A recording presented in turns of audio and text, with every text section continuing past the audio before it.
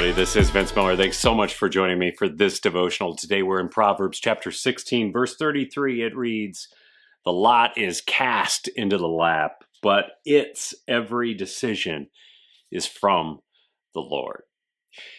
You know, what is casting lots? Well, casting lots is kind of some Old Testament terminology. It was primarily used to select a person for a duty. So let's say you have 5 people who could do a potential task, any task, but you only need one person to do it. Then one example of casting lots would be for a decision maker to disclose a random number to a non-participant. So let's say that random number is something like 47. Then you ask each of the likely participants to hold up one hand with anywhere from 1 to 5 fingers, clarifying how little or much they might want to do that task. Then the leader begins counting fingers until he lands on that undisclosed number, and then that person is selected for the task. So in other words, the first person holds up 1, then that counts as 1. Second person holds up 2, so now we have 3. Third person holds up 4, so now we have 7, and just keeps counting until he lands on the person who gets him to the number 47.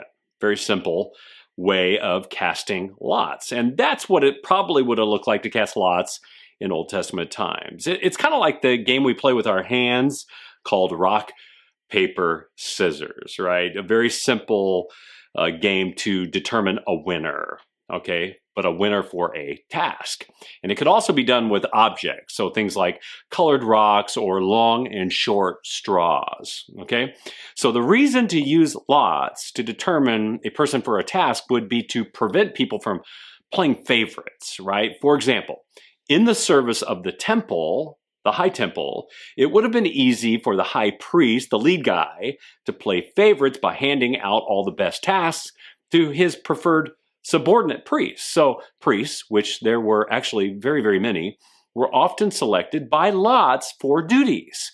One notable occasion on which this actually happened was in the New Testament in Luke chapter 1. If you recall, Zechariah was selected by lots to enter the temple to offer incense. At this time, there were at least 24 groups of priests, which makes them a lot of priests, who served on a rotation in the temple. Now, on this particular day in Luke 1, there was a special task given to only one who would actually be allowed to enter the temple's most inner chamber to burn incense, which was a very special one-time-a-year task. That's it. Now, they probably used a method similar to what I just mentioned, kind of like counting fingers to enter the temple. And if you recall, this is how God selected Zechariah. Zechariah walks into the temple, hears from God that he and his wife, who, by the way, were old and without children, were going to have a baby. And that baby's name was John, the prophet John, or AKA John the Baptist. So the meaning of this proverb should be a little bit more evident, right? So let me restate it again. It says, the lot is cast into the lap, but its every decision is from the Lord. Now, while to us, life events may seem to be ones of chance, right? There's something always bigger at play, and it's God. And our God is not one of chance. God makes every decision with intention and purpose, which implies that this life is not one of chance. It is one with a purpose and a plan. And the best part is this: you get to be a part of God's divine purpose and plan.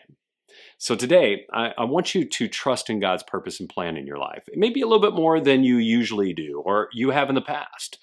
And as you go throughout your day, notice how God is working and accept his every decision. And while there may be moments you don't like the decision he gave you, trust him. Just know that God knows things that you don't know. And consider that God might have worked it out that way for your benefit. And I love you guys. Thanks so much for joining me. If this has blessed you, share it with someone else, and I'll see you right back here again tomorrow.